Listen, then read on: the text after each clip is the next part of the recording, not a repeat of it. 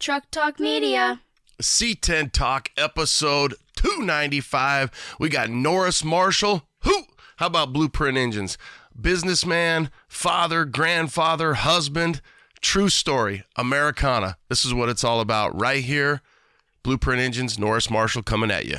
We wanted to build a better product and have more control over the supply chain for the crank and the heads and the rods. So we started hiring designers, design engineers, and we started hiring consultants who were specialists in camshafts or specialists in cylinder heads or whatever.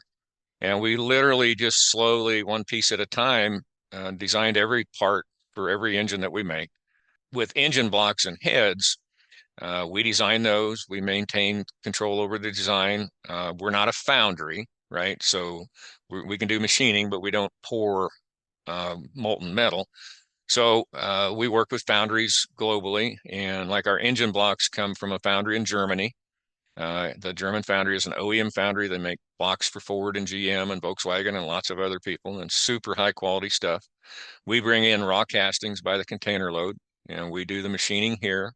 And that's really nice because, from the time we put a raw casting into a machine until that engine's running on the dyno could be a week. Damn, son. Hey guys, let me tell you about LMC Truck. Keeping generations on the road. Think about that. It's pretty deep. So whether your truck was handed down or something you went out and bought, odds are you were handed a bunch of paperwork, maybe a folder. In that folder was probably the catalog. You know the one, the most up-to-date and detailed catalog available today. It's like an encyclopedia for our trucks. Their website is just as detailed and informative. lmctruck.com. lmctruck.com. So whether you're restoring old memories or creating new ones, LMC Truck is here to help. They're more than just a parts company. They truly understand the lifestyle and passion of owning a classic truck. So get out there and get to work on your truck and know that LMC is here to help. You can get online, lmctruck.com, and order your free catalog today. Keeping generations on the road. lmctruck.com. Let me tell you what Melbourne Coast is packing right here. I've got 411 posi track out back, 750 double pumper, Edelbrock intakes, scored over 30, 11-to-1 pop-up pistons, turbojet, 390 horsepower. We're talking some bucking muscle. What does that do? Does that blow your mind?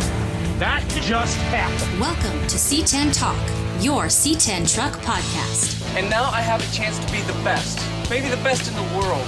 My old man is a television repairman. Ultimate set of tools. I can fix it. I said I got 50 cents in that jukebox, and all I can hear is your mouth flapping. You hear that? Here's your host, Ronnie Welch.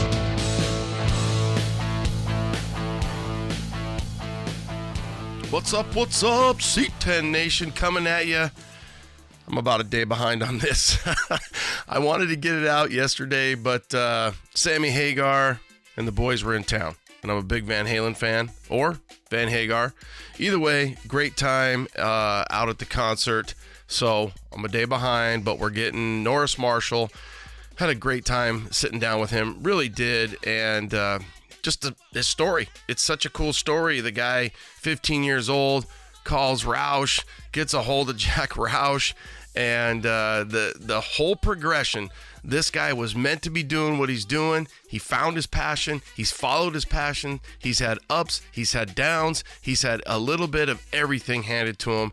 And he's still building, creating, and making products that we can enjoy today. And he's got the staff. He's got the people. He's got the facility. And it's really cool, too, because he's in Nebraska. So he's creating jobs in Nebraska, making shit happen. So Norris, I had a great time sitting down with you. I'm glad that we can bring your story forward.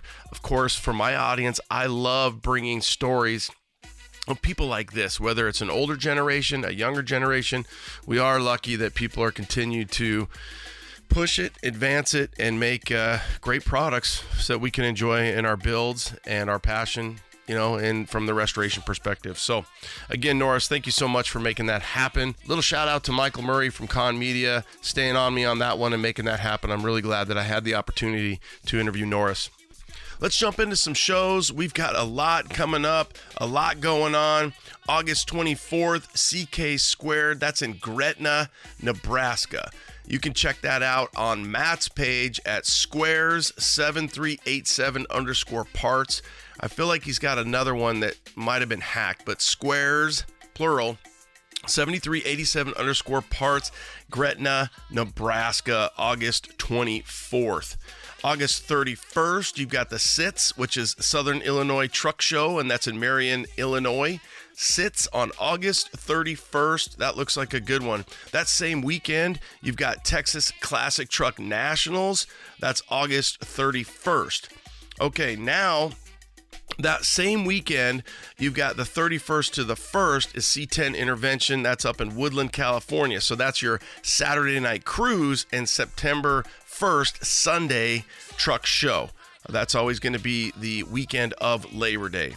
September 6th and 7th, Triple Crown of Rotting. That's in Nashville Superspeedway. This is a second annual. I went last year. A great time if you can make it. Some really high-end builds out there. That same weekend on September 7th, you've got the C10 Cruisin' Show, Springfield, Missouri. Coming back September 14th and 15th at Pomona, the Grand National Truck Show. That's number 2. That's the same folks that are doing the Grand National Roadster Show. They're doing the Grand National Truck Show, Pomona, California, Fairplex. September 21st, over in Waxahachie, Texas, Terry, Mark, the crew, Square Body USA. Always a great time. C10s in the park. I will be there. I've got my flight. I've got my hotel. Can't wait. Then in October, you've got C10s at the River, Cressy, California. Then October 12th, the Show Me Shindig, Missouri's OG truck-only shindig show. You can follow those guys at Show Me Shindig on IG. That's Show Me Shin, SHINDIG, Missouri's OG truck-only show, October 12th. And then in Denton, North Carolina, at the Denton Farm Park, the C10 Fall Revival, October 18th and 19th. Following that, we got SEMA, and then November 15th and 16th, right here in our backyard, after SEMA, Dino Chevy only, the Get Down will be here, the biggest, the baddest, the raddest. If you haven't been, you need to, and if you have, then you already know. The 14th annual Get Down, just around the corner. All right, guys, let's get into Norris's interview.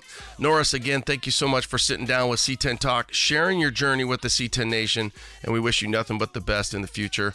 All right, guys, have a great week. Thanks again for tuning in. Thanks for the support. Have a good time out there. Be safe. Get out to a show. Shake some hands. Drink a beer. Check out their trucks. Good times ahead. Late. All right. What up out there, C10 Nation?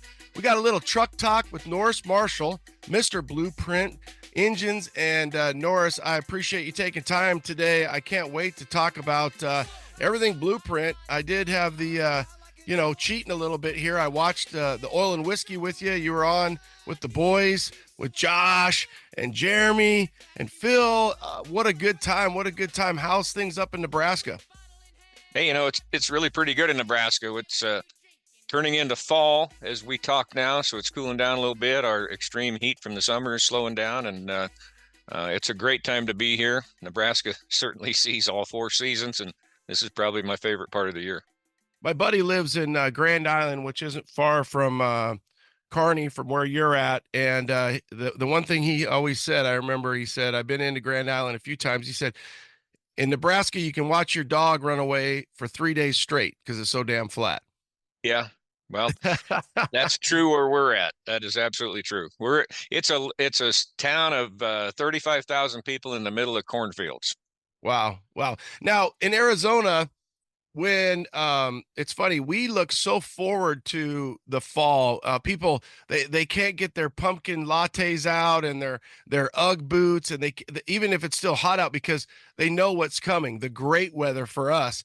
For you guys, is it the opposite? Do you get a little gun shy because it's going to be windy and cold, or how is it out in Nebraska? It's amazing. It's been a long, long time since the Cornhuskers were very successful at football, but the fervor is still there. And so that's what everybody in Nebraska is thinking about right now is football season's around the corner. And Yeah. they'll be excited about that until there's about 4 or 5 losses, and then we start getting depressed.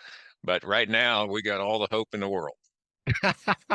Well, yeah, you're right. Football season's just around the corner. So that means good weather and tailgating and all that good stuff. So, all right, let's get into Blueprint. I love your story. Let's start from the top. I think one of my favorite stories is when you had to call Jack Roush, and we'll start from there. Okay, that's cool. That's the kind of the story of my first engine that I ever built. I grew up on a farm, and I did the farm chore deal and did the tractor driving and did all that, but I really liked spending time in the shop. My dad had converted a chicken coop into a workshop for me, and that was my own shop. It wasn't, didn't amount to much, but it had a bench and a cement floor. And back then, before the kind of media that we had today, you got magazines, and I got Carcraft magazine, I got Hot Rod magazine. You just couldn't wait to get those magazines every month. And I remember being 15 years old, Ronnie, and I got a Hot Rod magazine that had a story in it about a 302 Ford engine that Jack Roush was kind of explaining in the story how to build this and what it amounted to. It was a conversion. You take a regular 302 Windsor and you could turn it into a 302 Boss. And the way you did that, according to the article, was with 351 Cleveland heads, with some different connecting rods, with some Boss pistons, Boss intake manifold. So he spelled it all out. It was really clear. And I thought, man, that's what I want to do. I'm 15 years old. I want to build this engine. So didn't have a driver's license, couldn't drive. So my mom would haul me around. We found some Cleveland heads at a salvage yard about 40 minutes away, and found a 302 Windsor engine, a used one in the newspaper for probably $75. So I got all the parts, took everything apart, took it to a machine shop, took the magazine article to the machine shop and said, this is what I want to build. So they did the machine work on the block, ground the crank and bored the block and did all that, redid the heads. You had to reroute the water a little bit because of where the water comes out of a Cleveland. And I got all done, and I had the parts, I had the machine work done, but I did not have an intake manifold because there were only 2 available. Edelbrock had an intake manifold brand new, and Ford had made 302 Boss intakes. So I couldn't afford the Edelbrock, and I think I'd heard in a magazine that the 302 Boss intake was good. So I thought, I'm going to call Jack Roush and see if he's got a used intake manifold.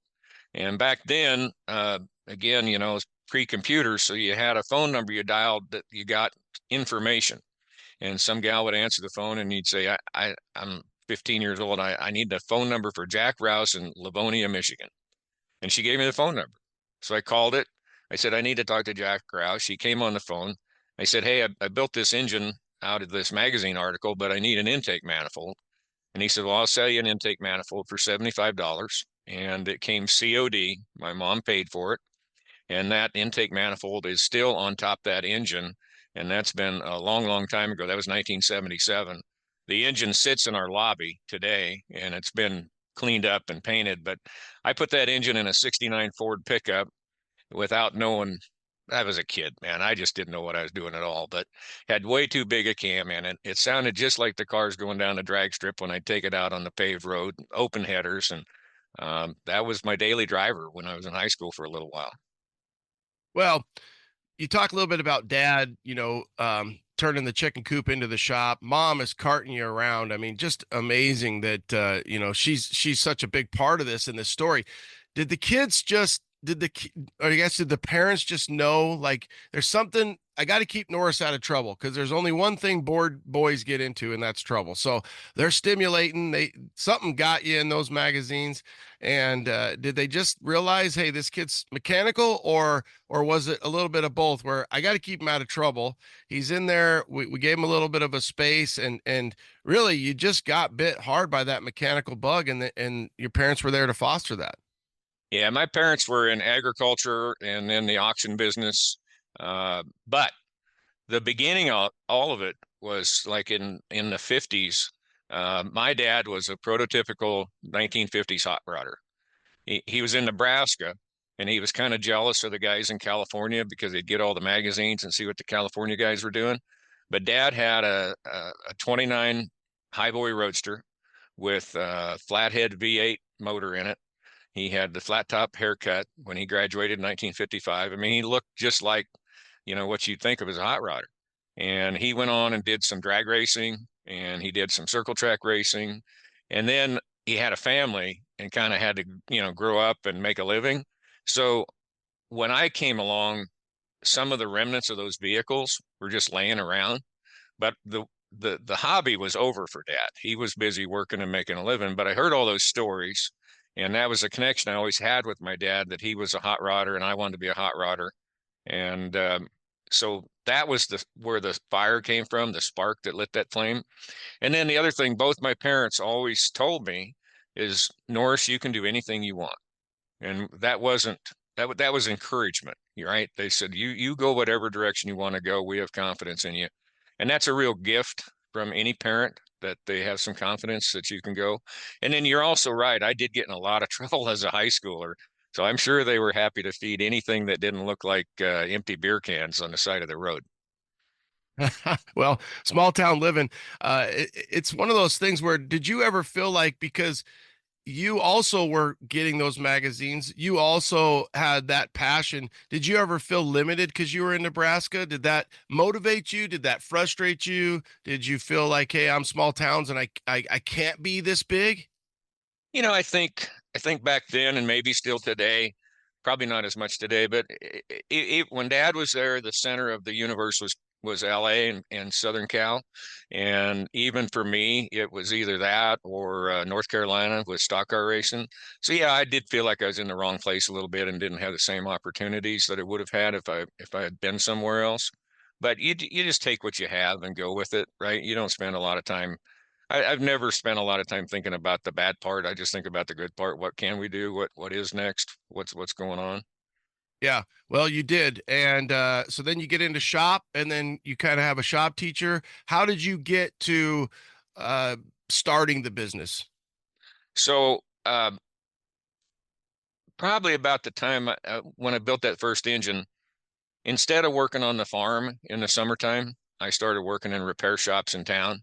The first job I had was a small town repair shop. They worked on trucks and tractors and lawnmowers, and they mentored me on working on lawnmowers. So again, I got my mom taking me to work every day in the summertime. They're teaching me how to read microfiche and look up parts for Briggs and Stratton engines. And that was the beginning. And the next summer I worked at a different shop, maybe learned how to pull some heads and do a valve job or something like that. And finally that culminated in high school. My senior year, I worked in the back of a parts store in the machine shop. And I learned how to do valve jobs and grind cranks and bore blocks and turn brake drums and hot tank blocks and all that. Halfway through my senior year, the machinist quit and they just had me. And my boss said, I think you got her covered. So here I am, a senior in high school, theoretically running this machine shop with a lot of help from my boss. But so that was the launch of the engine career. I learned that trade and tried going to college for a couple semesters. Didn't even complete two. I got one done and decided I really wanted to be in business for myself. I had a lot of entrepreneurial drive. Took $3,500 loan and bought a boring bar and hand hone and built a hot tank and bought some valve grinding equipment, and essentially in 1982 opened my own machine shop at the age of 20. Did that for a little while. Ended up getting 3 or 4 employees within 2 or 3 years. And I looked around, Ronnie, and I'm 23 years old and I've got one of the biggest machine shops I'd ever seen. And I thought, this is going to get kind of boring for the next 40 years or whatever. So the business just kept evolving, and we went from that to buying used engines, rebuilding them, putting them in the newspaper, selling them, and doing production engine building. In the very beginning, we were doing racing engines in that machine shop, and kind of stepped away from that and said, let's go where the volume is, and did production engine remanufacturing was what it was called. And that carried us through to the mid 2000s, and that got to be a pretty good sized business. But ultimately, cars and engines were made better. Fuel injection, even airbags affected that industry.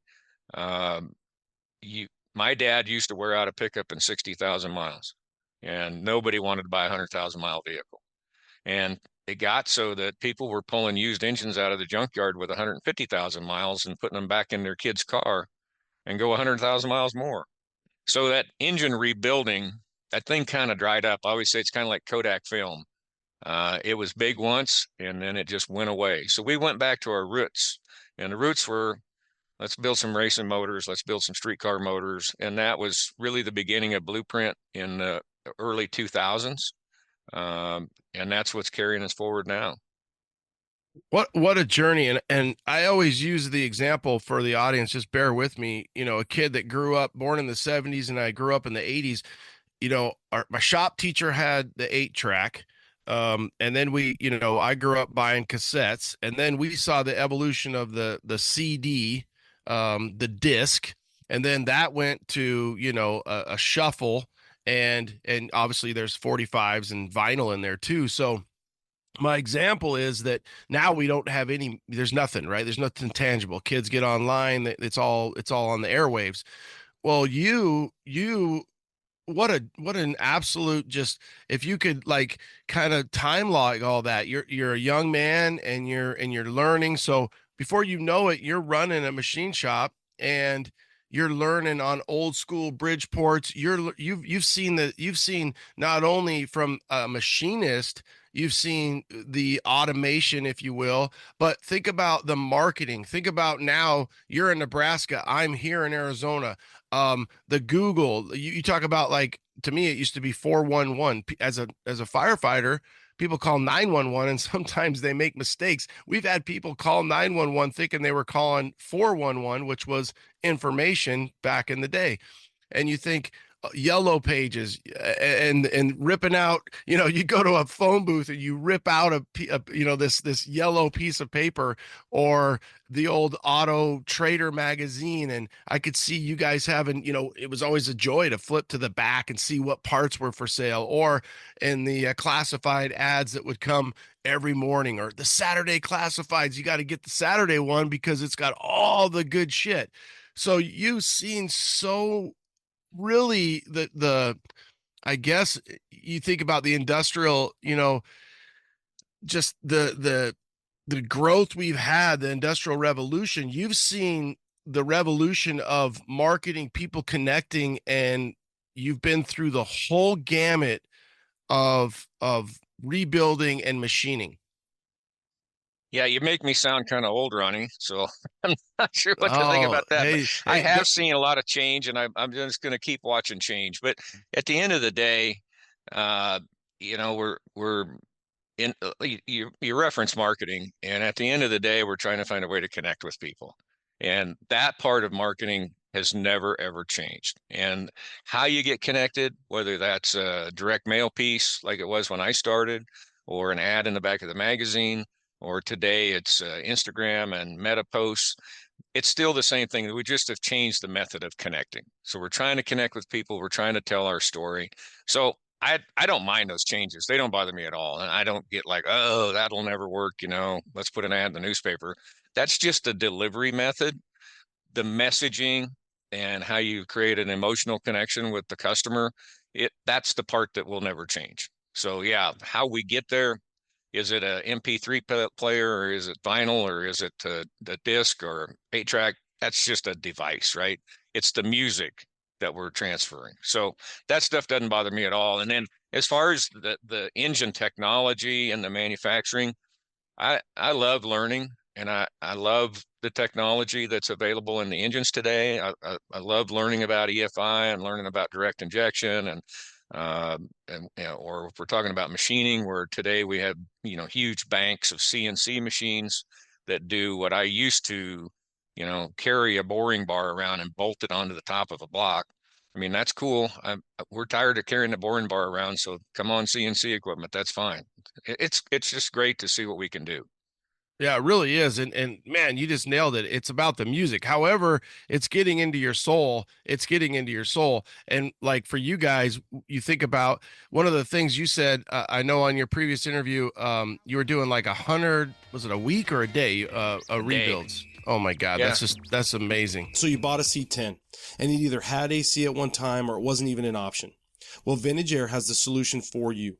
Their sure-fit kits are designed to place the evaporator and hoses behind the dash for a factory clean look. The Vintage Air sure-fit kits are the best value and the most completely engineered air conditioning system you can install in your C10. Damn, son, the choice is obvious. VintageAir.com. Classic performance products, CPP back. Joe, let's talk X10 spindles. Go. One of our most popular parts through the years has been our 2.5-inch drop modular spindles. Really popular part. Well, we've kind of taken that to the next step. We've emulated late model Corvette, Silverado, Chevy technology into our new X10 drop spindles. They use a steel hub, sealed bearing hub, really strong piece. It's oversized bearings. Definitely great for a guy using big brakes, big wheels, which I'm sure all your guys are. You need a new spindle anyways. You're going to lower your truck. You're running a bigger wheel, a bigger brake. CPP's got it for you with their new X10 spindle. Joe, as always, thank you. CPP, classicperform.com. It's classicperform.com. Sniper 2. Are you ready to switch out that old carb for a modern EFI system? Well, Holley has a solution for you. The all-new Sniper 2. This new system was redesigned from the ground up.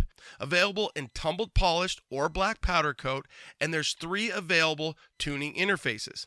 A classic 3.5 handheld, a 5-inch mountable, which includes a GPS speedo or a Bluetooth module so you can use your smartphone. Another big bonus is the Sniper 2 has a built-in transmission control module. So if you're looking to upgrade to a 4-speed overdrive, 4L60, 4L80, you now can with ease. Holley.com to get started today, Holley.com. Marquet has been in business for over 40 years. It all started in the original owner's garage. From humble beginnings of a couple parts in a garage to a 2-building manufacturing facility making over 6,000 parts, Marquet has grown to be one of the country's premier truck parts manufacturers. They have made their original parts from the original trucks. All parts are manufactured in-house in Oklahoma City, USA. They offer quality parts built by Americans for old American-made trucks. So when you're looking for body moldings, bed strips, bedwood, and so much more, think Marquet. That's mar-k.com. You were doing like 100, was it a week or a day, rebuilds? Oh my God, Yeah. that's amazing. In the early 2000s, we were doing about 103 engines a day, rebuilding and selling those through independent Napa stores and CarQuest stores and people like that all around the country. And that industry at its peak was around 3 million engines a year. And I had 100 other peers in the country that did what I did. There were 100 companies doing production volume remanufacturing. And I watched that shrink to about 20 as we were exiting, because we knew there really wasn't going to be room for as much capacity as what we had. So that's when we said, we got to find something else to do. And it's always had something to do with engines. From the very beginning, it was engines. It's still engines today, and it'll be engines as long as the world needs engines, because that's what I know. I've got a great staff of people. A lot of them have been here long enough to have been through that transition. They know engines. They've got experience from whether it was stock rebuilds or experience from their racing hobby or experience from what we do today. So it's going to stay engines. How did you know to pivot? How did you know to pivot from rebuild to becoming a specialty and building, like you said, kind of a quote unquote race engine? So I think that was not hard to figure out. I was going to auctions that my friends were having because they went broke. And I remember being at an auction and buying 2 or 3 camshaft grinding machines. And I thought, man, these are cheap. Nobody wants these. And then I realized that's what the ones I already own are worth too. Nobody wants mine. And it kind of made me realize, like, I don't think this has a very good end to it. And so I always say, it's like I watched a bunch of my friends go broke, and I was just trying to avoid that. I did not want to go broke continuing to do something that the world just didn't need anymore. Wow. Yeah, and like you said, sometimes people just think keep driving, put your head down, and just keep going, keep going. But you had the wherewithal to pivot, and it obviously worked out. And you might have got some good deals on your buddy's equipment that no longer were doing it. And then I could even see that being one of those things where you're like, hey, Rob, you want to come work for me because now you don't have a shop no more. Yeah, it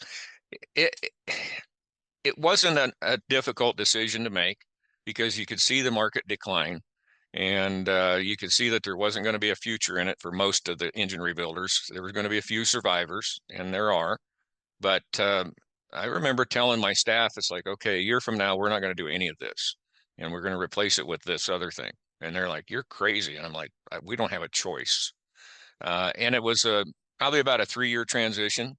And I'd say during that 3 years, as we exited one market and tried to grow into another, we consistently lost money for 3 years, but we had the equity. We'd made money before, so we were just betting on the future. And I don't mind those kind of bets. I don't mind risk. I think I'm good at assessing risk, and the risk is everybody has a different tolerance for risk. So my tolerance might be higher than others, but I don't think we ever really gamble the farm. It's a good safe bet. Yeah. What a story. I know at one point, I think you said you had over 200 employees when you guys were doing rebuilds.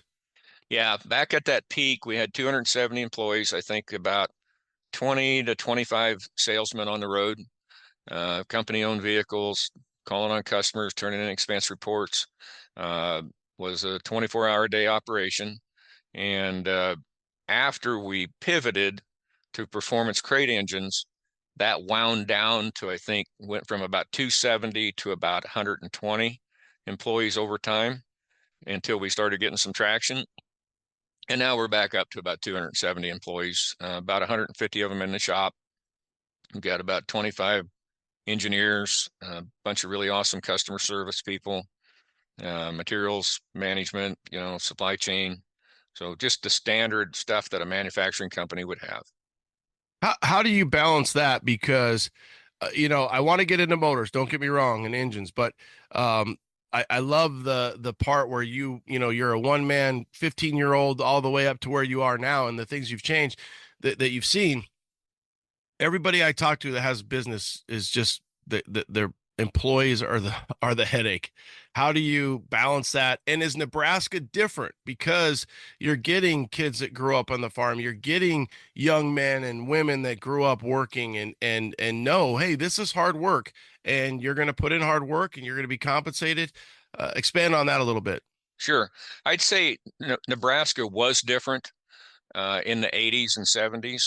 There's several other manufacturing plants in town that would tell you that when they started in the 70s, that they filled them up with farm boys that had a hell of a work ethic. But farms have gotten big. There's not as many farm kids as there used to be. So I still think we have a really good work ethic in Nebraska. I've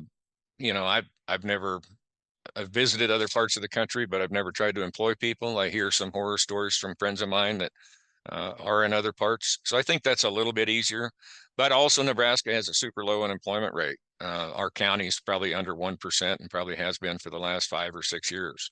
So we're fighting with the other manufacturing companies in town for production employees.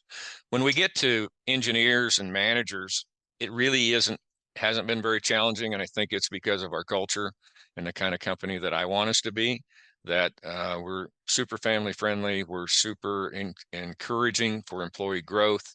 I think we're a good place to work for middle-level managers and engineers and professionals, and we have a fun product, right? So we're making engines for hobbyists, and they're enjoying the fun thing. All right, well, let's get into that fun product. You guys, you create your block, you build everything. It sounds like, majority of the stuff's in-house, and go Blueprint. Tell us about it. So in that transition from engine rebuilding to Blueprint, there was, in the beginning, it was probably just a rebuilt engine with a better cam in it. And then it got to be a rebuilt engine with a better cam and somebody else's heads. And then it got to be with a stroker crank. And ultimately, two things happened. One, the availability of good rebuildable engine blocks did not match our volume because we needed 30 or 40 a day. And then the other thing, we wanted to build a better product and have more control over the supply chain for the crank and the heads and the rods. So we started hiring designers, design engineers, and we started hiring consultants who were specialists in camshafts or specialists in cylinder heads or whatever. And we literally just slowly, one piece at a time, designed every part for every engine that we make. We got the outside help we needed from consulting people to say, what should the metallurgy be on this crankshaft? What should the heat treat be on this crankshaft? What should the hardness be? And so we spec all that because we had somebody that would teach us. And now, so we have drawings for every part. Every part has the dimensional, the specs, and we go into the global supply chain and we typically end up buying crankshafts from a crankshaft manufacturer. They could be in China, or they could be in Europe, or they could be anywhere. But when we come out with a new engine and quote a crank, that's how we go to market. So with engine blocks and heads, we design those. We maintain control over the design. We're not a foundry, right? So we can do machining, but we don't pour molten metal.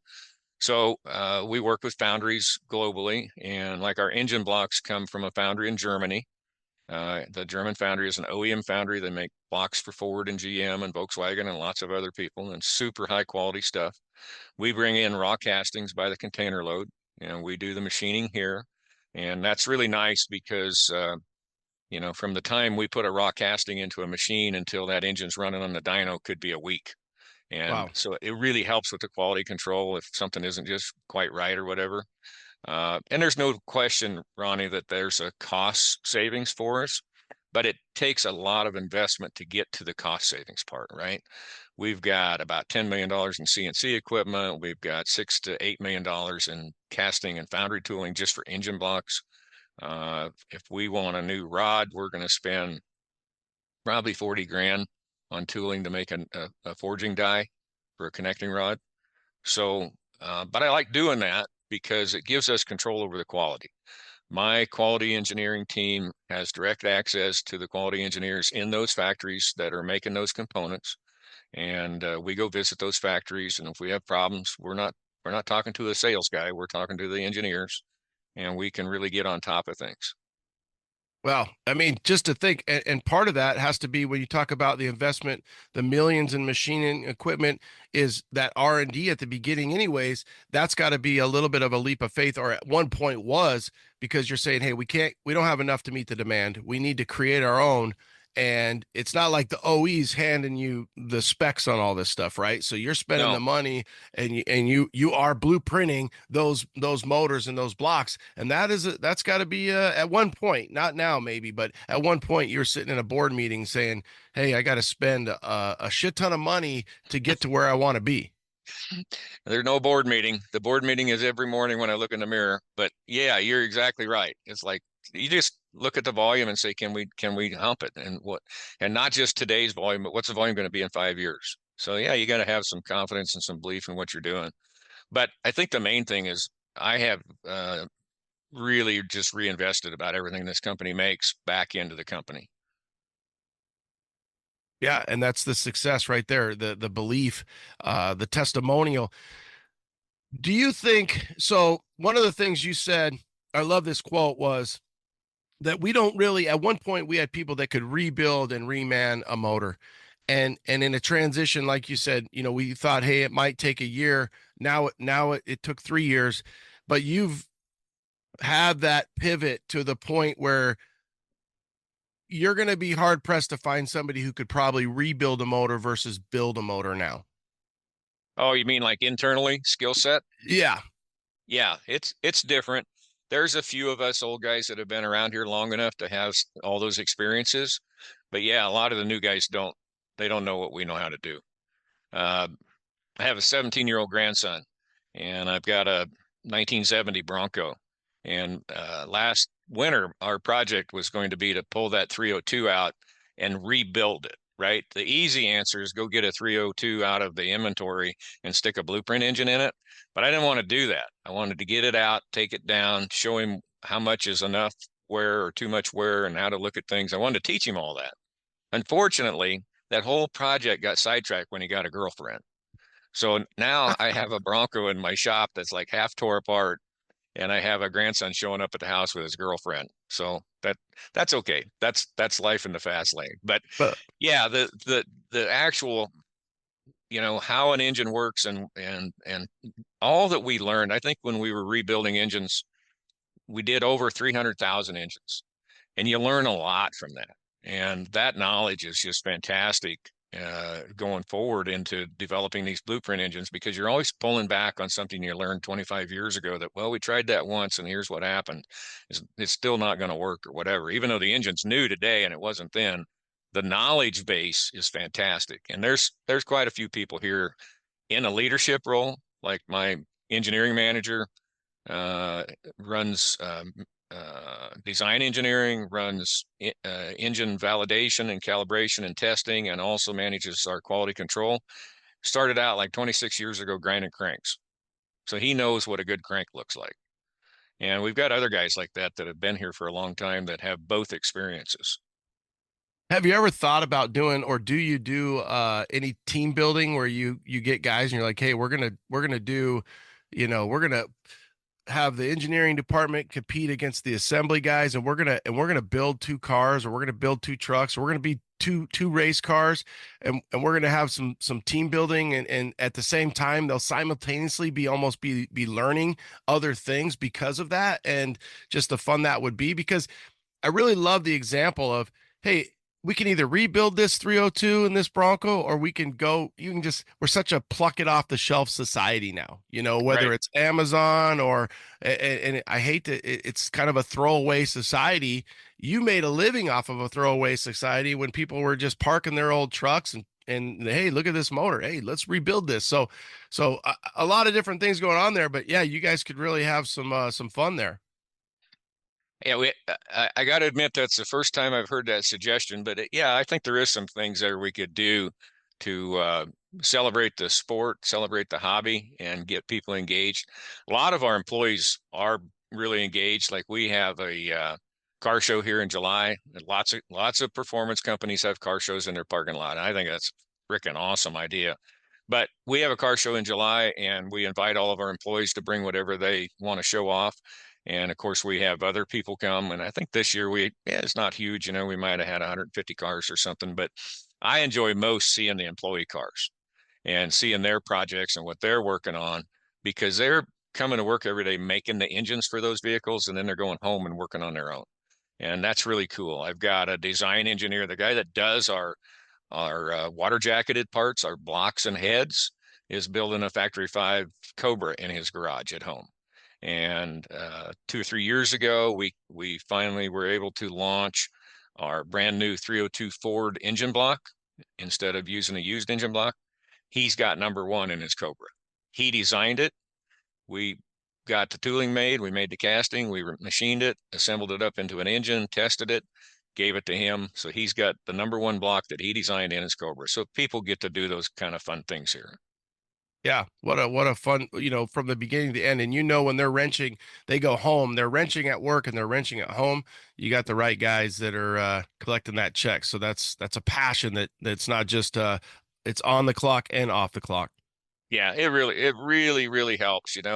We've asked the question, and every company asks the question, can you bring people into your company that are not obviously enthusiast in the industry? And everybody will tell you, oh yeah, you can get good people. They don't have to be enthusiasts, but it sure works a lot better if they are, because they just start with an understanding of what we're trying to do and who our customer is. We don't have to teach them that. Do you ever get people, and I don't mean this disrespectfully, because you're at the top, but you seem like you're a guy that's mingling around, that gets to know the people. In the fire department, we get young kids and they think they want to be a firefighter because they, grew up thinking that. but then they get in and they get in the culture and they're like, oh my God, I want to be part of this.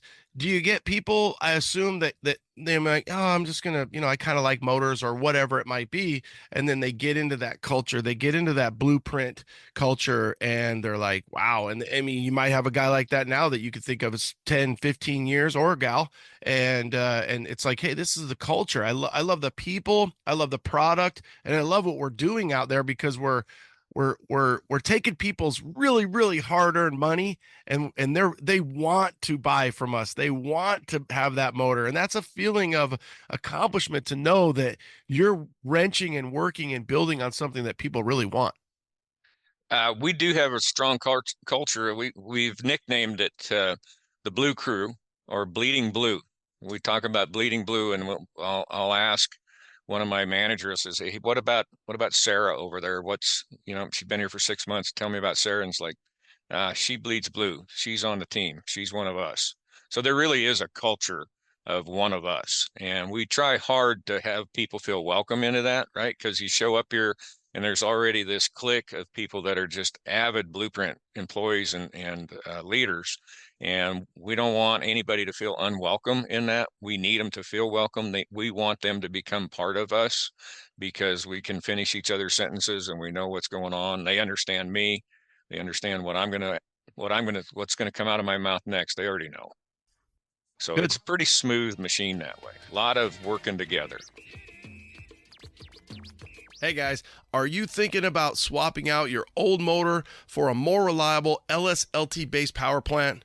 Behind each PSI harness, you get over 10 years of experience in the business, online tech support, phone support, and harnesses made in the U.S. That's psiconversion.com. What's up, guys? Who doesn't like to bundle and save? The team at UP Car Parts knows this, and they put together 7 different bundles for you to choose from to save up to 20% off of your lighting. From headlights to taillights to marker lights, UP Car Parts got you covered. upcarparts.com. Save up to 20% today. Need C10 parts? Well, here at Pro, we actually have trucks. We build them, we drive them, and we deal with them every day. It's just part of who we are. We carry the best products for your truck project from the major name brands such as QA1, React, Painless, Dakota, Beltec, Borgeson, Bear, and even more. Give us a call or check us out on the web. You've heard me talk about my gauges, Dakota Digital. I love them. Dakota Digital has the best gauges for our trucks. These kits are complete with sensors for any engine. They look just like the stock clusters, but have all the technology you'd expect from Dakota Digital. It's like a modern truck, but even better in a classic. Dakota Digital is absolutely the best in aftermarket gauges, so check them out at dakotadigital.com. dakotadigital.com. Well, and I think when you think about, like, I still get magazines, or obviously we talked a little bit about social media, but when somebody sees that Blueprint ad, they need to know. And one of the things you've said before is people just want it to start and they want it to run and they don't want to have problems. Because just like you had mentioned with the rebuild side of things, people are obviously, they're building new motors. The hobbyist, the enthusiast is the same way. So whether somebody's building a Factory 5 Cobra with the first 302, somebody's building an old Chevy truck, somebody's building a Bronco, somebody's building a Blazer, they want to be able to buy with confidence and know that it's going to start and that it's going to run. And we often joke about the New Balance wearing jean short carburetor tuner guy, because now people don't want to deal with that. They don't have the time and they don't have the confidence, and they want to buy a motor. They want it to run and start and be very reliable. You're exactly right. And, we just try to keep up. You got to go look. You got to go look at what's going on in the marketplace. I love going to car shows, love going to car auctions to see what's going on and what people are doing, talking to the people that are building the cars. I'll relate a story, Ronnie. Probably 5 years ago, maybe 6 or 7 even, I'm sitting in a duck blind in the middle of wintertime. I've got my manufacturing engineering manager. I've got my engineering manager and a couple other guys that I work with. And we're talking about pulley kits. And we're talking about, should we be putting pulley kits on these motors? And I'm like, My manufacturing engineering manager, his name is Josh, and he builds cars as a hobby for people. And I'm like, Josh, you're like an ace mechanic. I mean, do you really want me to put the pulley kit on the motor? I mean, you know how to do that. And he's like, I don't want to do it. It's a waste of time. You should do that. I'm like, really? People will pay us to do that? And he's like, oh, yeah. So, that was kind of one step in realizing what you're talking about, that today's car builder is looking for kind of an elegant solution. He's not, especially if we sell to a consumer and we sell them a long block and it's got a carburetor on it. We've said, you go figure out how to hook up the throttle. You go figure out what the linkage is. You figure out how the return spring attaches. They don't want to do all that. They want to buy all that. They want that solution. So there is an effort on our part, and we didn't invent it. Everybody's getting it figured out, but people want to hook up a couple wires and a few bolts and be done. And so we do more and more development that way. A couple years ago, we came out with engine and transmission combos. And unlike our competitors, we don't ship them loose. We ship them assembled. We assemble the transmission, whether it's a stick shift or an automatic.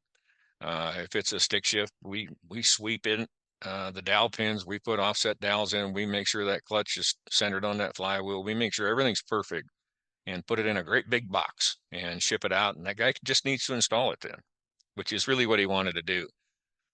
You talked about music being delivered with 8-track. And for me, it started with vinyl. So I'm a generation ahead of you. But, the fun thing to do and the necessary thing to do on Saturday afternoon was go walk around in the junkyard trying to find the parts you needed to bolt an alternator on. You don't have to do that anymore. It's a lot easier than it used to be.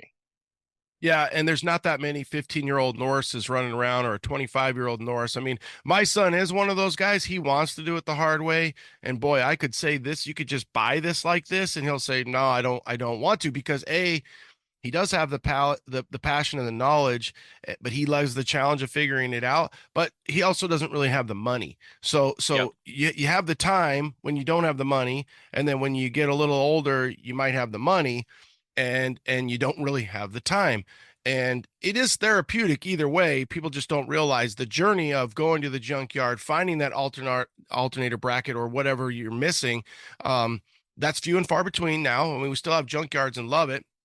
God damn, they get picked over so fast. It's hard to keep up for the good stuff, but you guys are now manufacturing the good stuff. And it's like, hey, I can just spend the time, or I should say spend the money.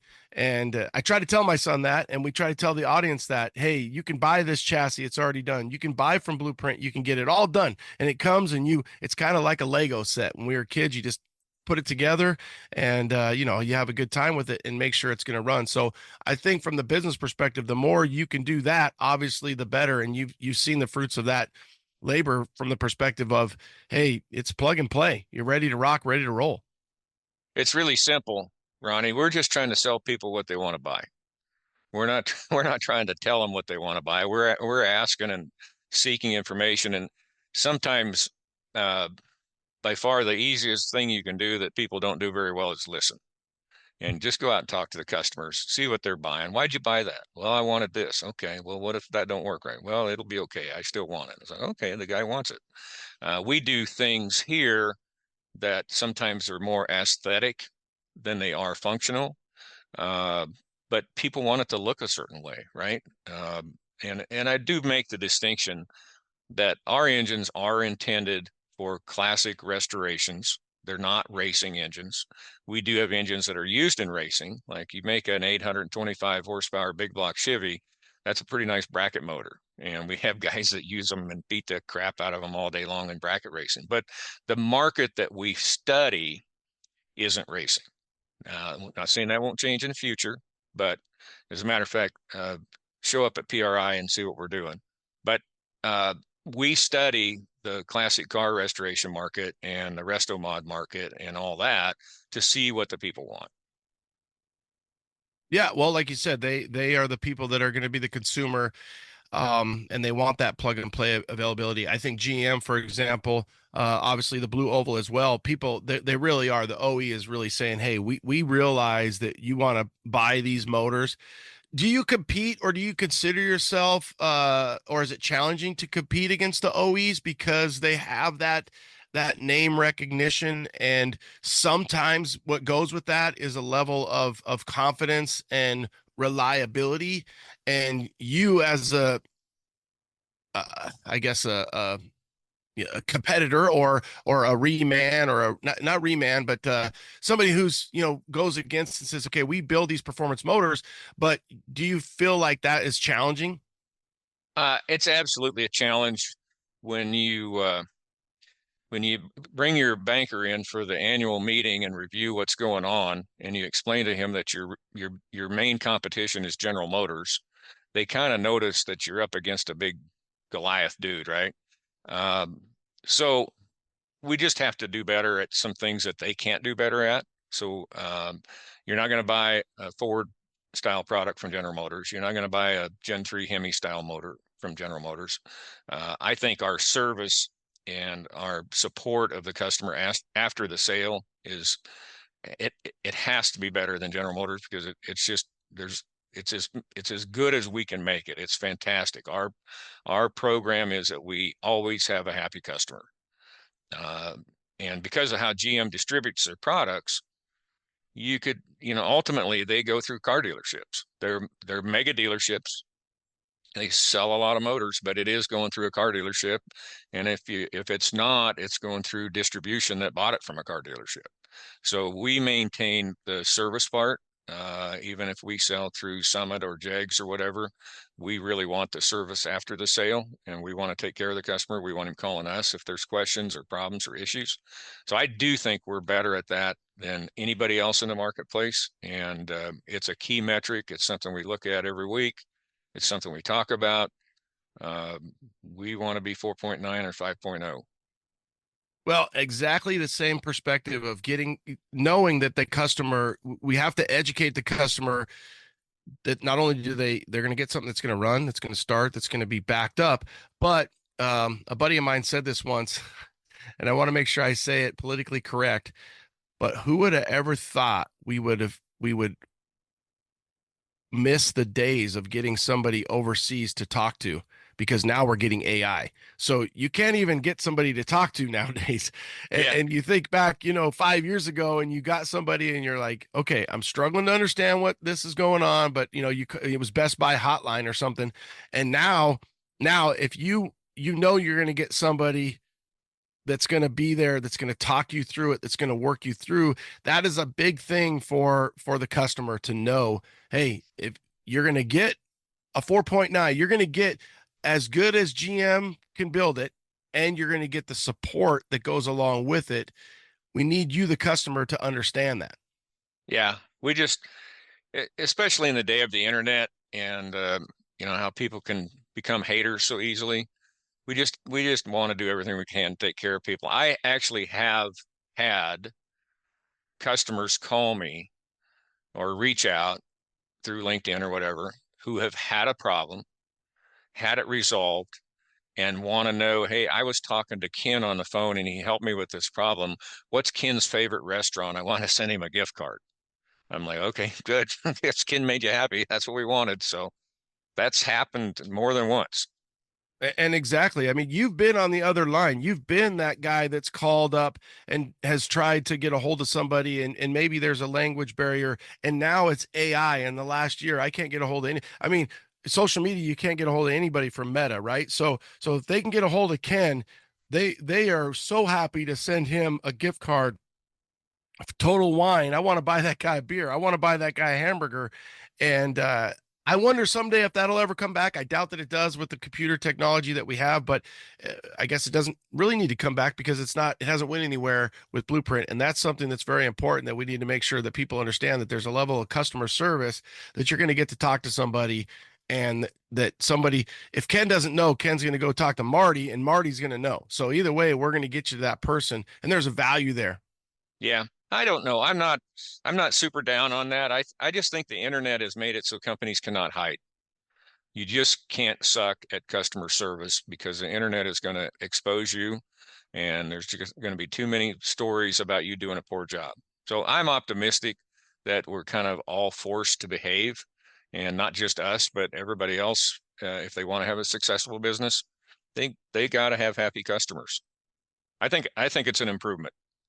Whereas you used to be able to hide behind it. Like, I've Okay. never heard of that before. Yeah. Yeah. You're the Yeah. only one. We've never had that call. You're the only one that's ever had that problem. We've never heard of that before. Click.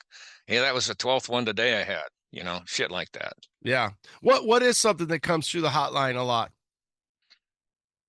Oh, I think the biggest interaction that we have with the customer after the sale is, and it kind of goes to what you're saying about the completeness of the product, is they just want to know what else to use.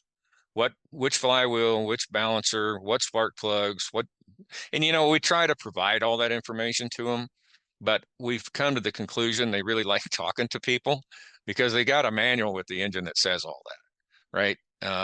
And then as far as actual challenges or warranty kind of issues, I don't know that there's one that pops up as the biggest. I would say the engines that we sell that are carbureted with distributors have obviously more problems than the engines we sell that have EFI and maybe lock timing or whatever, because the customer's ability to tune that and adjust that is not what it used to be. And it's hard to overcome. So our answer is, let's just move towards more EFI. It's going to be a good experience for the customer. Carburetors do need jetted. We're at 2,300 feet altitude here. When we buy carburetors from Holley, it looks like the same carburetor everybody else buys, but it's our part number and it has jets in it for our elevation so that when we dyno test it, it runs good. But I don't know what the elevation is going to be where the guy installs it, right? It's going to go from my warehouse to Summit's warehouse to somebody in Florida or somebody in Colorado. I mean, so it's just like, yeah, you really got to tinker with this stuff, and people don't want to tinker anymore, and they don't know how. And that's cool. We have a solution. It's called EFI. Have you do you really start to see that change where when you're looking at your data, you're looking at your sales and you're seeing that, hey, we're really slowing down on carbs, or are you surprised that people are still buying carbs distributors? Where does that lie? It's still a lot of carburetors. So one of the things that we've been doing internally is developing, taking an ECM that's not currently in the marketplace that we use on industrial engines. That is an extremely robust ECM, and we buy in significant quantities. And we've been building up a few engines with that and port fuel injection. And it's really just still a cost barrier where even throttle body injection system is going to cost on an engine. It's going to make the engine cost quite a bit more than a carburetor.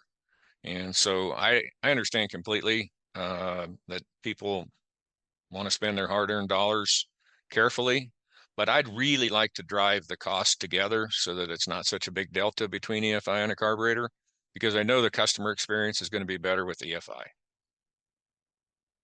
It's one of those things where I wonder if you could do a survey with those guys, how many would spend the extra money after they got it home. And then they said, okay, I wish I would have got the EFI. I wish I would have got the throttle body. I got the carb. I went that way. I thought that was, that's old school. I wanted that look. I wanted this. And then now I kind of changed my mind. I think it probably would be more than not. And like you said, if you can get that delta together or get people to understand, again, so much of business is trying to explain to people to understand, hey, we want you to have this EFI. We want you to have less problems. We want you to have the start, the run, the reliability. And you might be surprised you're going to get that with this motor or this package. Yeah.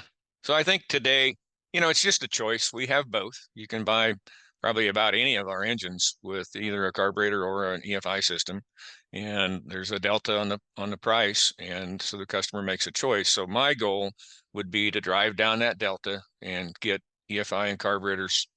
I don't know if it's $150 on a $5,000 engine. If you get it down to $150, maybe they'll just pick EFI every time. You don't have to match the price, but I don't think they'll do it for $400 more. They won't pay $400 more for EFI if they're agnostic, right? Some people want EFI, but if it's an agnostic fuel system guy and he really doesn't care, I think 400 is probably too much delta. So we got to just keep trying to take cost out of EFI and maybe make a little less money on the engine and help the customer be able to make that choice.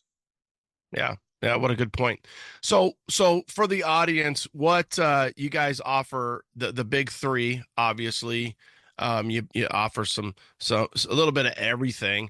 And if I remember correctly, about a year ago, you were really working on some LS stuff. Where are you at with all that? So we rely heavily on the OEM supply chain for the GM LS style platform.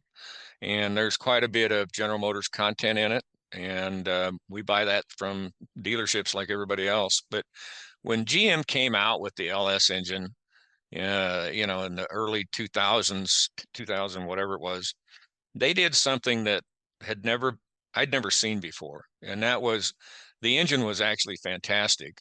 And they sold the parts for the engine really inexpensively.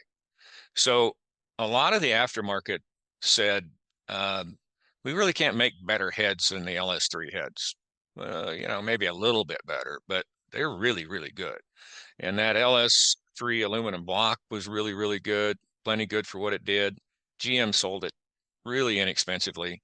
So us, like a lot of other companies that were engaged in building LS engines, we just made it out of GM parts because they're awesome parts and you can get them and all that. But now that the LS3 style engine is no longer a production vehicle engine, those parts are not as available.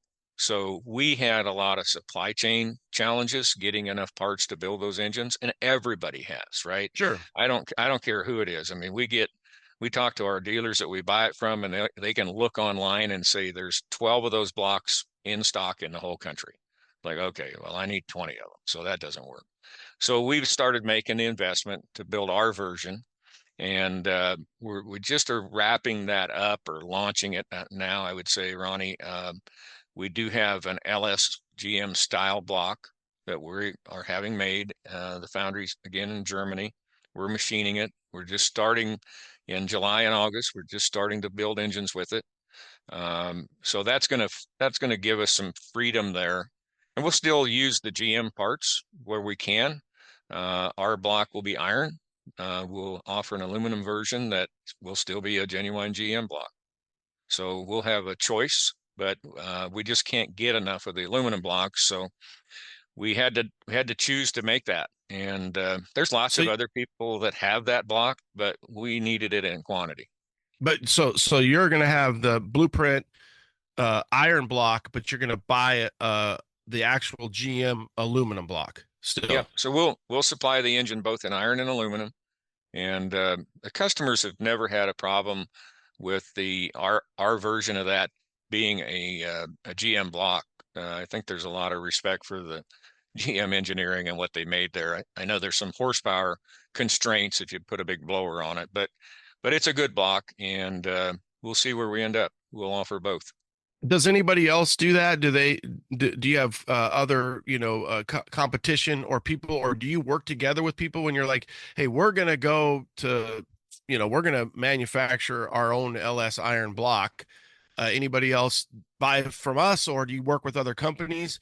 Well, what we do in the early stages is we work with people that have the potential to use it or would like to use it. And in this case, I would stop short of saying we partnered, but we had several meetings with some race shops that use it in professional racing, not sportsman racing. And, they've got choices today between the LSX or, Dart or the factory block or whatever. So there's several versions of it out there already. And what we want to understand is what are the features that are important to people, what matters, and what's kind of in our bailiwick and what's too far outside of our bailiwick. Like, we chose not to make a super high deck version of that block because we just don't have a need for it. It's a niche market. There are some super high decks and they sell them and people build great big 500 cubic inch motors out of them. But we said that's too much additional tooling. It complexes it. It makes every common engine we make cost more because we created this extra tooling at the foundry to be able to do this deck size. So we'll look at what's available, and then we talk to people. It's like, what are you using for features on that? Like, we talked to this race shop, and they didn't use the GM style piston oiling because they said that hangs out there, that little steel tube hangs out there, and that tube will fall off in a race car. It's like, okay, so I wanted to put that piston oiling in, and I thought that would be important to you, but it's not. And he said, no, we don't. That's not how we do it. We do it a different way. I said, okay. So we try to get good information so that what we're making is kind of the industry's accumulated knowledge of what the best is. And that's our launch point. Those guys are meeting with my designers and my engineering manager, and we're saying, we want this feature. We're not going to do this feature. We're not going to do displacement on demand because we don't need that or whatever. Well, and you get so much information there. I got to think it's almost overload. But if you go back to the 350, to the 454, to the LS block, you've got years and years of experience and saying, hey, we're going to build the best, most universal, customer demanded motor from what we've learned from, history and the past. Yeah. And then we're always careful, Ronnie, in our promotional literature and how we talk to people. We're not making engines for General Motors. The engines we make are not General Motors engines. They're not Chevrolet engines. They are similar to or something like that. And we do end up changing them also. We add and change and adjust some features that the OEM never did have because the marketplace wants it, or maybe to consolidate some parts or whatever. For example, we make both a small block and a big block style Chevrolet engine that have for EFI use a 58X reluctor. And I think the most points that the General ever put on a small block was a 4X. We have 58 teeth. So we do some things to kind of modernize the engine and be able to accomplish something down the road that maybe that old design that GM stopped making in 1998 or 2000 didn't have. And we'll put some 2010 features in it. So like we do have piston oiling on our small block and big block style engines, where GM never had piston oiling. We do that every day. Do you find that going to the trade shows, I got to think PRI is your biggest one, but I know you guys have a real busy, whoever runs your social media posted it the other day, but just the calendar coming up. I mean, from the Triple Crown to Dino's to SEMA to PRI, you guys got a lot going on. Do you find that that's the best place to interact with the customer? So they're going to hear it, on C10 Talk, on F100 Talk, they're going to hear different things about Norris and Blueprint, but they're going to have those concerns and they can get that one-on-one when they go out to shows, PRI included. Where do you find that your best interaction is with the customer? I think, my sales guys might have a different opinion, but I think the best interaction is probably the retail shows like the Good Guy events that we go to, or Dino's, or the Triple Crown, or even the Barrett-Jackson auction in Scottsdale, because we're talking to people there that are using the engines, they're building cars, they're looking to build cars. That's really valuable. So SEMA is a big show for us. It's the most expensive show we do, and we have 2 booths there, and we'll do a lot of good at SEMA. But it's mostly, SEMA's a B2B. So we're mostly talking to people that are going to take our engine and sell it to somebody else, right? And those are really valuable relationships. But those companies are just like me. They just want to sell the guy what he wants to buy. So I want to talk to the guy that wants to buy it. A good friend of mine is Scooter Brothers, and Scooter's a generation or 2 older than me.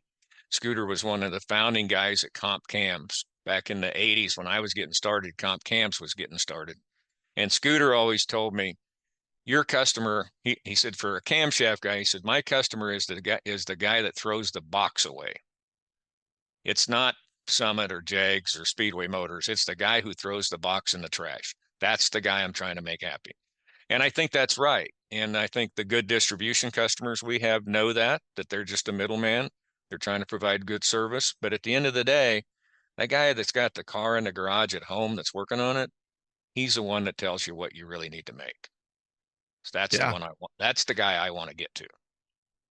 Yeah, he's the end, right? What a great analogy. The guy that's going to look at those instructions, throw that box in the trash. What's some big changes that you see on the horizon? Obviously, from the ICE engines to the electric world that we see. Do you feel like there's going to be a lot of changes there, or are we going to kind of stay tight for a while? Probably more sit tight. I think there will be changes to BEVs, battery electric vehicles. But I think 2 years ago, there was a huge fervor about it. And there was regulation that was passed by the EPA a year and a half ago that would require 65% of all new vehicles sold by 2032 or whatever to be battery electric.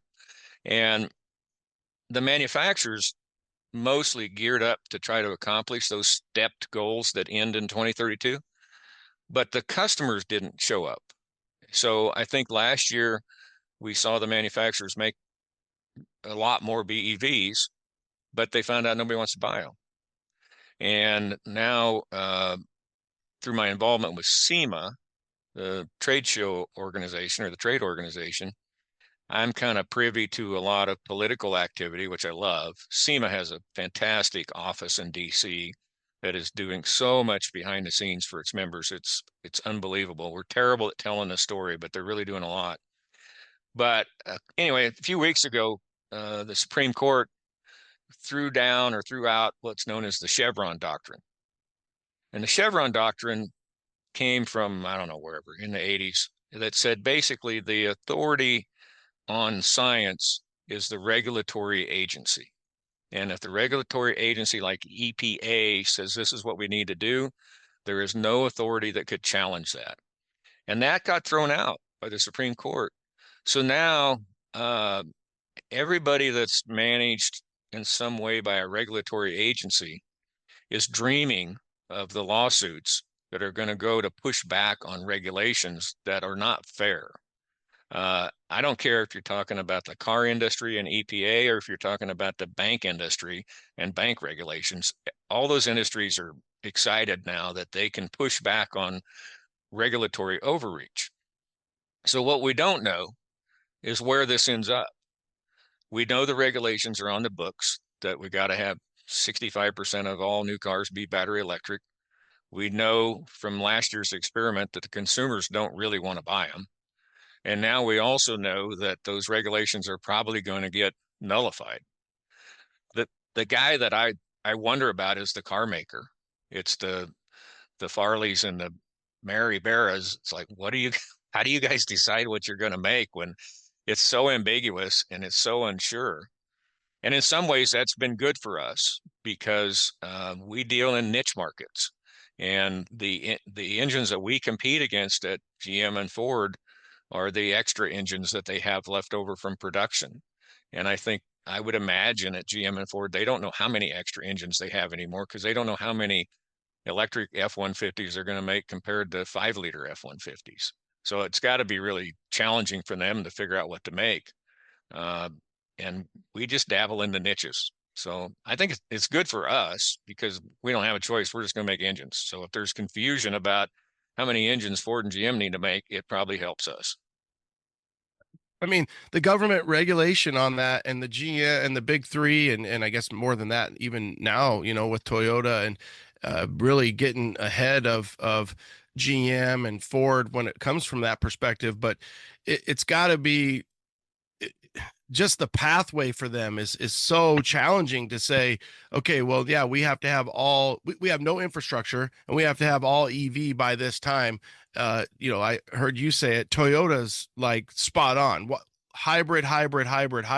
Why we don't have more hybrid to have that transition over the next 20 to 30 years so that the infrastructure can be built up. I mean, we're sitting back here in the grandstands just laughing. There's no infrastructure. There's brownouts and people can't, they have to park every 150 to 350 miles so that they can charge up, when if we had a hybrid, we would see that transition. You're preaching to the choir. It's a real lack of planning. I think a Boy Scout troop could do a better job of planning this deal because we're cutting back on fossil fuel energy, which is fine. I'm not in favor of poisoning our environment, but we're not replacing it with anything that's reliable. So we're going to increase the energy demand for electricity while we're decreasing our ability to produce it. And then if you read about AI, if we ever really get any traction with AI, it takes a ton of electricity. So there's just these divergent goals that don't align and won't work. And at the same time, because we get to hang out with some pretty smart people in our industry, there's a lot you can do to clean up an engine yet. There's a lot you can do to make an ICE engine clean. And I always tell my grandkids, it's like, my engines don't create any pollution, zero. Now the fuel they burn does, but you can burn hydrogen, you can burn renewable natural gas, which is cleaner than electric. You can burn synthetic propane, which is super, super clean. So I really think the development needs to be on the fuel side and keep working on the engine, but it's the fuel that will fix it. We can fix it with fuel and get a really low carbon footprint. And then I live out here in farm country where we, of course, support ethanol. And the thing about ethanol that people don't think about is ethanol comes in our world from corn. And in order to grow the corn, you have to absorb the carbon first. So we absorb carbon into the plant. The plant dies. One way or another, it's going to release the carbon. In the case of ethanol, it's through the tailpipe. And then we take the carbon and we grow more corn with it. So the real devil, if carbon is the devil, is the carbon that comes from deep into earth that was sequestered and buried, that we turn into fuel, and then we release it into the atmosphere where we're creating additional carbon. But like with ethanol, we're not creating any additional carbon. That's why it's carbon neutral. And I wish it had a little better traction. And I wish people understood that it's like, hey, there's no new carbon added to the atmosphere from ethanol, and it really is efficient. And it's sustainable, and we have it. So I think sometimes we forget about what we have and what we don't have.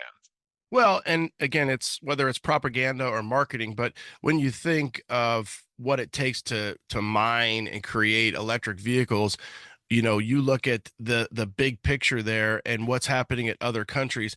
And when we tend to rely on other countries, we tend to not get along 20, 30 years later, and we have wars and so on and so forth. So when the consumer doesn't realize what it takes to build an electric vehicle based on that mining, there's a lot bigger carbon footprint than people to the world than people realize. That's right. I think it was May of 23 when these new regulations came out from the EPA. And one of the things they did in May of 23, they said, okay, in 2012, the EPA established a law or a regulation that vehicle manufacturers had to consider the entire footprint for making the vehicle.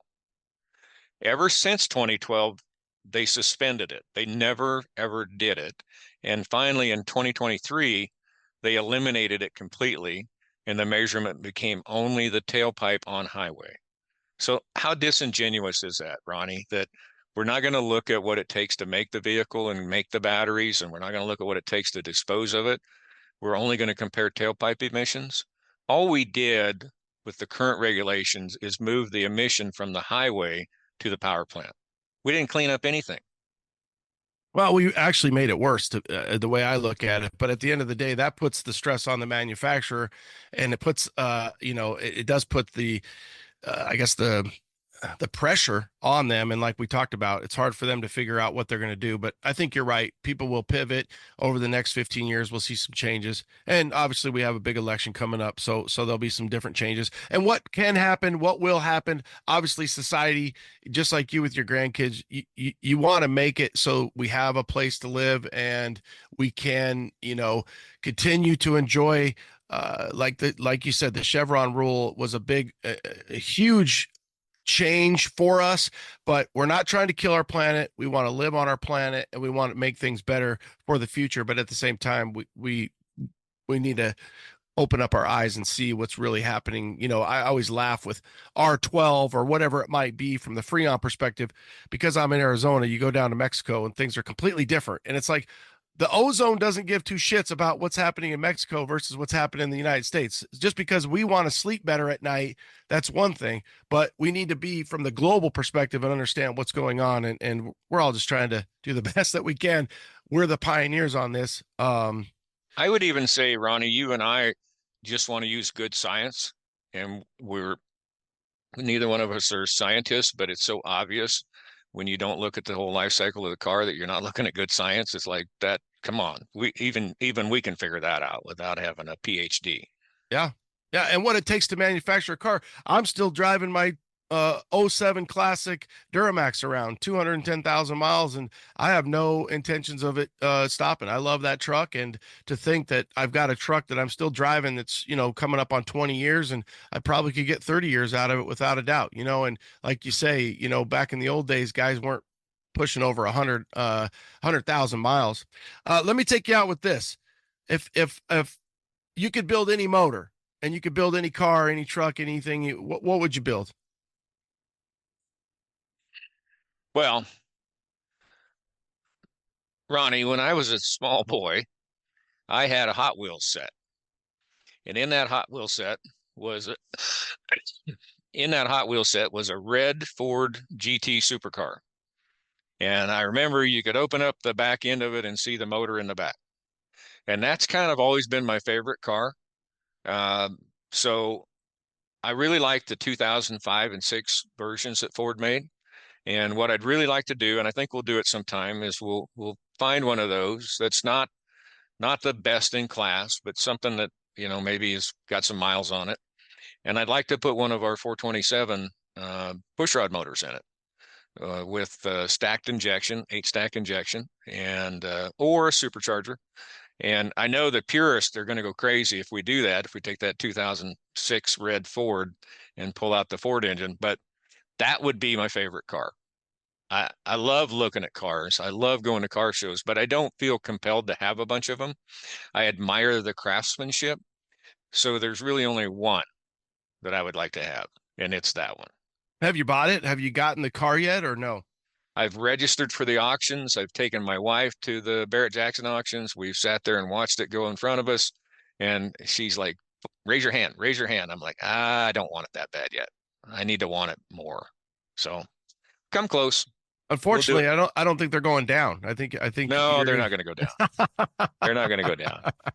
Well, you only live once, Norris. So let's make it happen, because I think the whole world would be happy if Norris got what he wanted, and you've provided you've provided a lot of want for other people, or a lot of happiness for a lot of people, whether you realize it or not. And I think as the end user, the consumer, that's something that you don't necessarily acknowledge, but it's an extension, and it's far out there. Somebody might buy something from like you said, Summit or Jags, and that's their red GT. That's their, I just got this blueprint that I saved all my hard-earned money for. That's really cool. And, I got to admit, sometimes we lose track of that, and seeing the customer submissions and watching the YouTube videos when they open the package, and just realizing that one piece that we made at 10:30 this morning means so much to the customer. We kind of lose track of that sometimes. And it's fun to remember that. It's fun to see those videos and realize that's a big deal to this guy. He's been dreaming about this maybe his whole life. Yeah, that's his red GT. And really, it is actually Christmas for an adult. It's Christmas morning when you got that bike, you got that Tonka, you got that, Star Wars, whatever it was, Evel Knievel, it doesn't matter. The Nintendo game set, that's, as an adult, 35, 45, 55, 65, you just made somebody's Christmas morning when they made it, they earned it. They worked their ass off, a couple overtime shifts, saving up all that money. But at the end of the day, knowing that that's their red GT. Absolutely. Okay, I'm going to take you out. I wanted to just say this to the audience. Let's go to work. I just thought when you said that's what my dad says, that's what I say. I just, hey, what's your favorite movie? What book are you reading? I don't know. Let's just go to work. I just want to work. I want to get up every day. I want to have purpose, and I want to work. And I think that you're an old soul because you think about the greatest, quote unquote, greatest generation, and your dad, you alluded to, is still alive, correct? No, actually, we lost Dad just in May. Okay. He was 86, and he had a great life, and I know that because he told me that in March. And so we have a lot of peace that he's in a better place, and he's back with his hot rod, and he's a young man again, and he's living the dream. Well, you are an extension of that greatest generation. So sorry for your loss. But like you said, knowing that dad had a great life and lived to, 86, and you and that lineage and that farm boy and that 15-year-old is still in there rebuilding 302s and talking to people. And then the last thing you said that was just shows you the type of man that Norris is you're in a duck blind with some folks, and you said that I work with. You didn't say that work for me. You said, I work with these guys. I work with these guys. My hands, my brain, my wallet, whatever it might be. But a lot of guys are in the world we live in today. They're going to say, yeah, I'm out there duck hunting with some guys that work for me. But you said that I work with. So for that, to keep it simple, to keep the level of humility to a guy who's worth a lot of money, who's built a company from, up from nothing. We thank you for that. And if that to the audience doesn't make you want to buy a Blueprint motor, I don't know what the hell will. Well, I appreciate those kind words. You got it. Mr. Norris Marshall, we can find him. If you guys are out there, you can find him on social media, all different platforms. He's got a great team. Check them all out. Norris, again, thank you for your time. Thank you for your ingenuity. And thank you for not only caring about our planet, but pushing our hobby forward in that passion and knowing that a Blueprint is in creating that heartbeat and that soul for somebody's motor. Thank you very much. It's a pleasure to be with you. Remember, it's not the 8-track, it's not the vinyl, it's not the cassette, it's not the disc, it's not the MP3, it's the music we're listening to. That's right. That's a wrap. That's a wrap. Great time again hanging out with Norris. I'm sitting on about 2 other pods right now, getting ready for 300. Pretty stoked about my guest for 300 and just around the corner. Crazy to think September 23rd is going to be our 10-year anniversary, 10 years of C10 Talk. Each and every episode, we've tried to give you everything that we got. We're always so thankful that you guys are along for the journey. We've got a lot of content coming your way. Thanks, guys. Have a great week. Late.